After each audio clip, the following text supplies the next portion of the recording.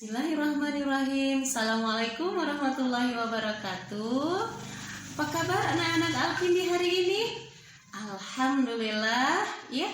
Alhamdulillah anak-anak, ibu guru dan orang tua kita semuanya, alhamdulillah hari ini Allah berikan nikmat sehat, kesehatan, nikmat sehat, kesempatan dan nikmat Islam. Alhamdulillah.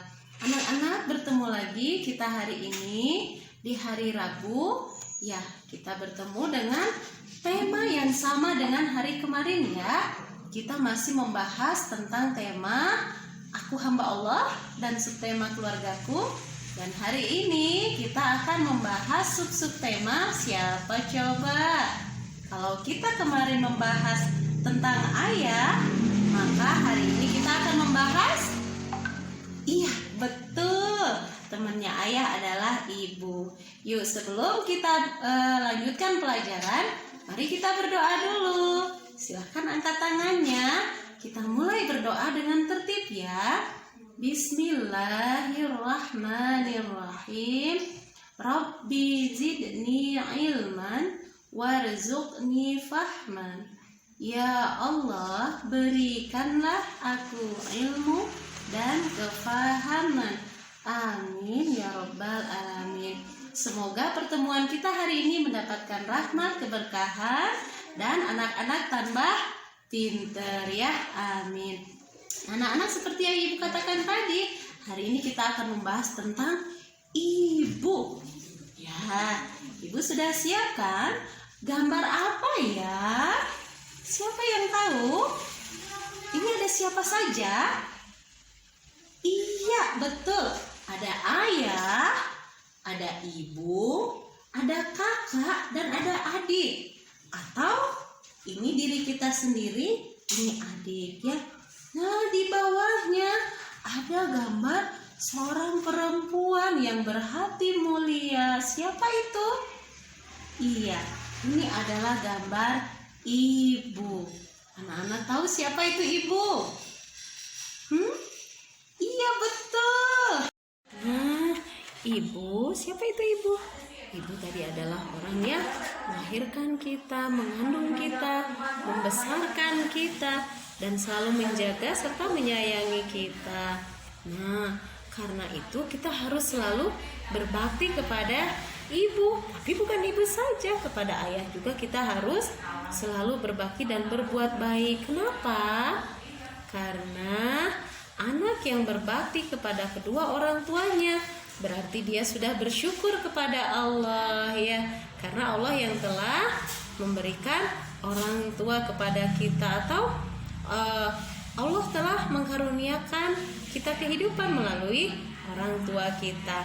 Anak-anak masih ingat dengan doa untuk kedua orang tua kita? Yuk, sekarang kita berdoa bersama-sama ya. Doa kedua orang tua kita. Yuk.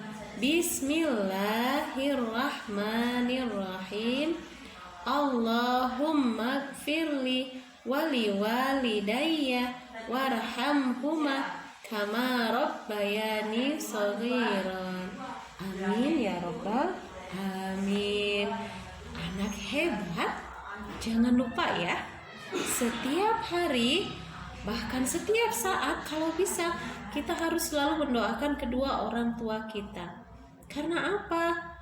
Kita tidak akan bisa membalas jasa kedua orang tua kita. Tetapi dengan berdoa, kita telah membantu orang tua kita dalam kehidupannya. Artinya bukan membantu cuci piring atau masak atau bekerja ya, tapi kita telah membantu mendoakan orang tua kita agar orang tua kita selalu dalam keadaan baik dan dalam ridha Allah ya. Nah, anak-anak hebat, hari ini tema kita tentang ibu. Tadi sudah ibu jelaskan siapa itu ibu. Nah, ada kisah menarik di zaman Rasulullah SAW tentang berbaktinya seorang anak laki-laki kepada ibunya yang sudah tua. Dia sangat hebat sekali. Dia bukan orang terkenal, tapi Masya Allah, semua penduduk langit dan bumi sampai iri melihat sosok pemuda itu. Nah, kenapa? Karena ternyata dia sangat sangat berbakti kepada ibunya. Sampai suatu ketika ibunya ingin melaksanakan umrah dan jaraknya dari rumahnya ke kota Mekah itu sangat jauh. Tetapi karena dia ingin menunjukkan rasa berbaktinya kepada ibunya, dia rela menggendong ibunya yang sudah tua pergi ke Mekah. Nah, anak-anak sudah pernah dengar belum kisahnya?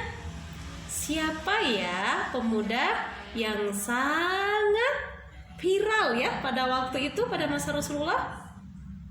Nah, dia adalah Uwais Al-Qarni. Nah, sekarang kita simak videonya tentang kisah Uwais Al-Qarni. Silahkan disimak. Ini ya ke situ.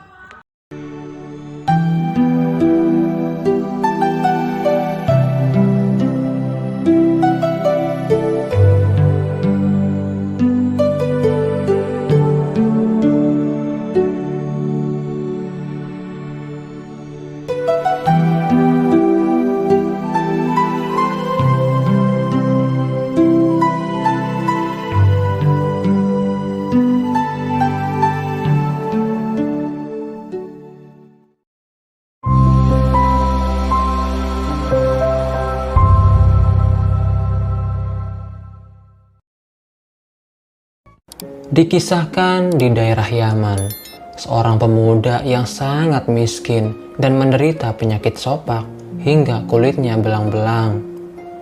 Pakaiannya kumal dan compang-camping, hingga tak jarang orang mengiranya pemuda yang tidak waras. Pemuda itu bernama Uwais Al-Qarni. Uwais hidup bersama dengan ibunya yang sudah tua dan lumpuh. Uwais selalu memenuhi keinginan dan perintah ibunya. Sampai suatu hari, ibunya meminta sesuatu yang sangat berat untuk dilaksanakan. Ibunya berkata, "Anakku, mungkin ibu tak lama lagi akan bersama dengan kamu. Ibu ingin sekali menunaikan haji," pinta ibunya. Uwais termenung. Perjalanan ke Mekah sangatlah jauh, melewati padang pasir tandus yang panas. Orang-orang biasanya menggunakan unta dan membawa banyak perbekalan. Namun, Uwais sangat miskin. Ia bukan orang yang banyak harta, perlu unta dan perbekalan, sedangkan ia tak memiliki semua itu. Uwais akhirnya memutuskan untuk membeli seekor anak sapi. Sapi tersebut memiliki bobot sekitar 20 kg. Lalu, ia membuat kandang sapi di atas bukit. Orang-orang melihat Uwais dengan tatapan mengejek. "Dasar Uwais gila, aneh sekali dia membuat kandang sapi di atas bukit. Hahaha," kata mereka. Mendengar cemoohan tersebut, Uwais hanya diam, tak melawan atau membalas. Bahkan tidak ada rasa sakit hati sedikit pun. Cemoohan masyarakat semakin menjadi tatkala Uwais setiap hari menggendong sapinya naik turun bukit. Sungguh bukan perjalanan yang mudah. Bahkan ini merupakan perjalanan yang begitu berat ketika ia harus melewati batu-batu terjal dengan terus menggendong sapinya. Tak pernah ada hari yang terlewatkan Uwais menggendong sapinya naik turun bukit. Semakin hari anak sapi itu semakin membesar, dan semakin besar pula tenaga yang diperlukan Uwais untuk mengangkatnya. Tetapi karena latihannya setiap hari, anak sapi yang membesar itu tidak terasa lagi. Setelah 8 bulan berlalu, sampailah musim haji. Sapi Uwais telah mencapai berat 100 kg. Begitu juga dengan otot Uwais yang semakin membesar. Ia menjadi kuat mengangkat barang apapun. Uwais berkata pada ibunya, "Ibu, Mari kita berangkat ke Mekah. Dengan apa kita ke sana, nak? Ibumu ini lumpuh dan kita tidak punya kendaraan, ucap ibunya dengan sedih. Aku akan menggendongmu, ibu, jawab Uwais. Maka pada hari itu Uwais pergi ke Mekah dengan menggendong ibunya. Uwais menggantungkan perbekalan makanan juga berupa roti dan air minum. Orang-orang yang sebelumnya mengejek Uwais, kali ini mereka tertegun. Akhirnya mereka tahu maksud Uwais menggendong sapi naik turun bukit setiap hari tidak lain adalah untuk menggendong ibunya yang sudah lumpuh.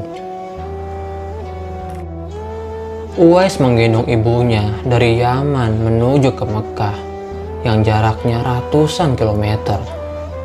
Bahkan sekarang jaraknya kurang lebih 1000 kilometer. Subhanallah, alangkah besar cinta Uwais pada ibunya. Ia rela menempuh perjalanan jauh dan sulit demi memenuhi keinginan ibunya. Uwais berjalan tegap menggendong ibunya tawaf keliling Ka'bah. Ibunya terharu dan bercucur air mata telah melihat Baitullah. Di hadapan Ka'bah, ibu dan anak itu berdoa, "Ya Allah, ampuni semua dosa ibu," kata Uwais. "Bagaimana dengan dosamu, nak?" tanya ibunya heran. Kenapa Uwais memohon ampun atas dosa ibunya saja? Uwais menjawab, "Dengan terampunnya dosa ibu, maka ibu akan masuk surga. Cukuplah ridho dari ibu yang akan membawa aku ke surga." Subhanallah. Itulah keinginan Uwais yang tulus dan penuh cinta. Allah Subhanahu wa Ta'ala pun memberikan karunia-Nya.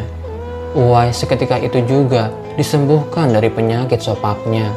Hanya tertinggal bulatan putih di tengkuknya. Tahukah kalian apa hikmah dari bulatan disisakannya di tengkuk?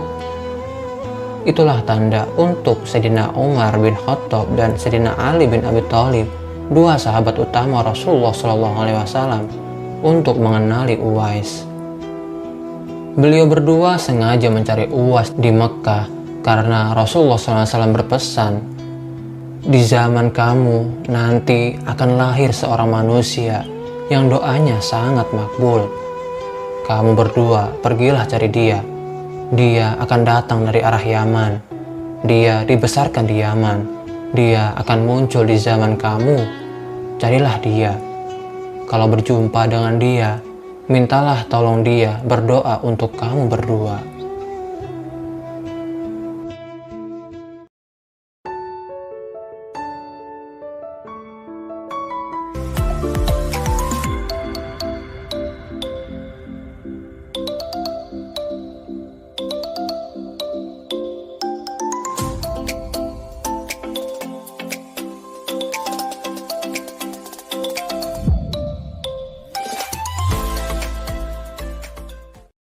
Nah, alhamdulillah anak-anak hebat, barusan kita sudah menyimak tentang kisah Uwais Al-Qarni. Dia adalah lelaki hebat, pemuda hebat yang menunjukkan rasa baktinya kepada ibundanya. Sekarang ibu guru mau tanya, siapa yang sayang dengan mamanya atau ibunya? Iya, siapa yang mau menyayangi dan berbakti kepada ibunya? Iya, hebat. Kita semua harus menjadi anak yang berbakti kepada kedua orang tua kita. Tidak hanya kepada ibu, tetapi kepada ayah juga.